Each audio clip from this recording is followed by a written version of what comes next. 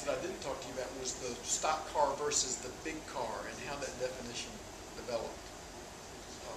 Well, it was just, in the early, I mean, most of the racing was what they call the big cars, the Indianapolis style cars.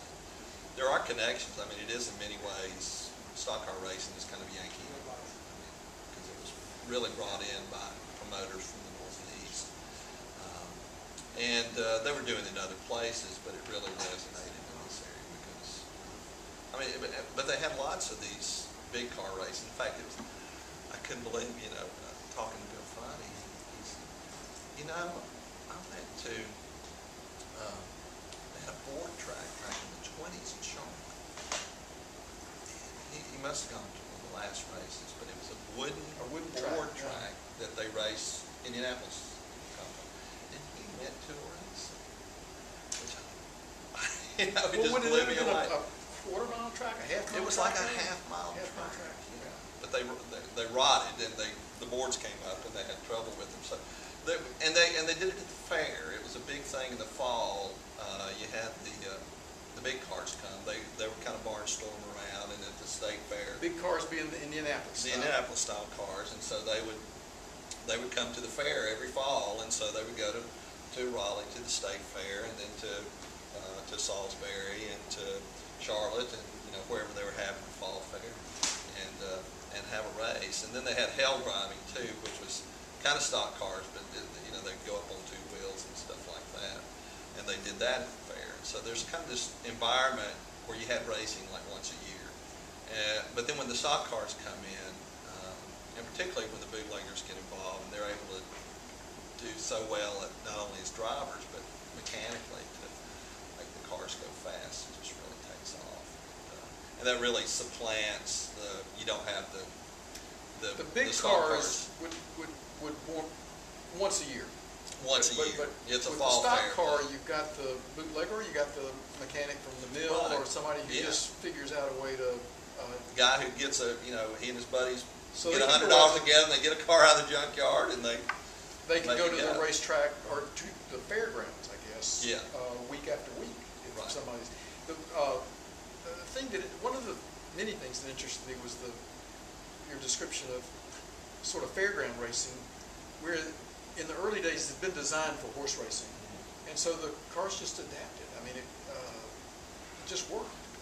Well, the drivers adapted. Well, they were already, particularly these bootleggers. They got a lot. I mean, people have this image of the paved road that they're running down, but a lot of these are dirt roads, and so they knew how to power slide a car. Through a turn. They'd done it many times, with one fully loaded with white liquor, and so it was kind of a natural thing for them to do.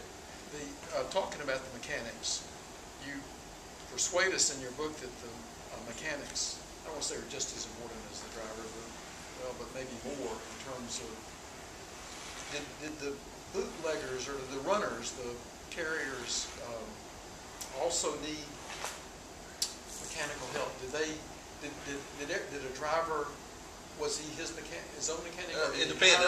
I always loved Wendell Scott, the really only African American driver for any extent. Had on the side of his car he would put mechanic me, and so for a lot, particularly in the early years, you did that.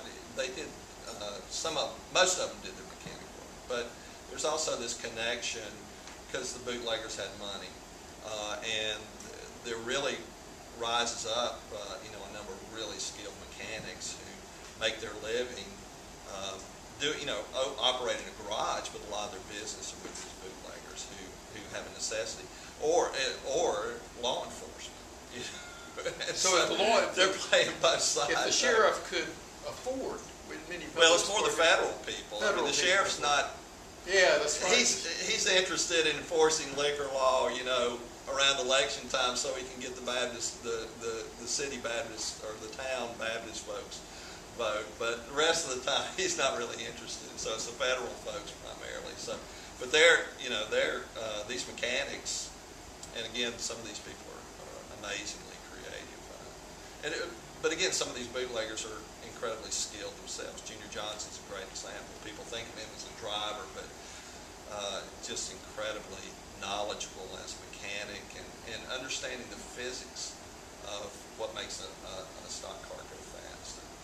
It just wouldn't be possible today, would it? I mean, with all the computer No. technology in a car, you couldn't have a guy from Bill Worker or a bootlegger come up and tear a car apart and put it back together. Yeah, it's a very different business now. I mean, you still have a few people who, kind of have that seat of the pants kind of knowledge, but most of the folks are people who are there, NC State, They're real or graduate Virginia engineers. Tech, or UNC Charlotte has an engineering program now, and so these are people that are computer engineers, and it's a very different business. And the drivers don't touch the car anymore; they just tell them,